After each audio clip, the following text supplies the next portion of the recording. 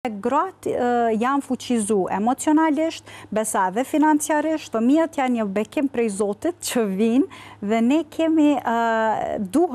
kemi për detyrë që t'ju ofrojmë komoditet dhe t'ju ofrojmë ambient sa më të mirë dhe të lumtur. Unë fillimisht do të isha qas nga lodhja dhe ndonjëherë dhe djegja profesionale që individët e përjetojnë në punë, dhe si rezultat pastaj vinë të emocionalisht të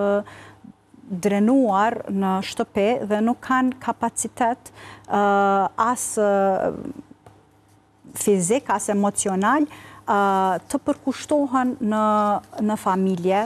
të jenë aty dhe tani. Ndonjëherë janë fizikisht, por nuk janë të vëmendshëm dhe kjo pastaj ngjall debat, ngjall pakënaqësi, ngjall ftohje emocionale deri te largimi dhe kjo mundet me qenë një problem i cili ndikon apo shkakton një divorc. Së dyti, komunikimi i qartë. Nëse ne jemi të qartë dhe sinqert karshi njëri tjetrit, gjithsesi që kemi me pas mundësi me transmituat se çfarë ndjejmë realisht dhe me diskutu haptas dhe pastaj mirëkuptimi në mes çiftit është çdo herë më i madh nëse ne e dimë saktësisht se çka po përjeton tjetri. Në raport me familjet kosovare, mund të them që stereotipet gjinore vazhdojnë të jenë një problem shumë i madh. Dhe ndoshta arsyet pse tani mundet me pas më tepër divorce, është për shkak se gratë janë fuqizu emocionalisht, besa dhe financiarisht, dhe janë vedisu më tepër për shëndetin mental dhe standardet emocionale janë rritë shumë më shumë dhe e din që nuk duan të jenë prezent për pak, po duan të marrin atë që me të vërtet kanë nevojë dhe meritojnë. Dhe nëse prej një bashkëshorti i cili mendon se punët e shtëpisë janë vetëm për gratë, që fëmijët duhet kujdeset vetëm nëna, që